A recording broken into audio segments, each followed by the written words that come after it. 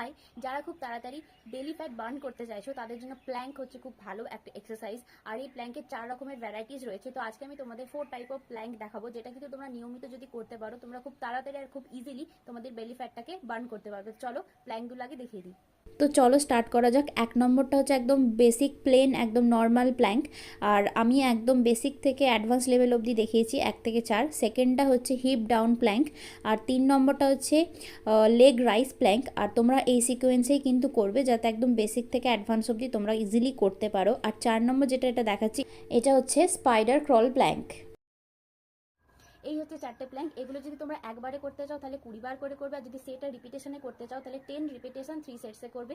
এগুলো খুব তাড়াতাড়ি আর খুব ইজিলি তোমাদের বেলি ফ্যাটটাকে বার্ন করতে সাহায্য করবে।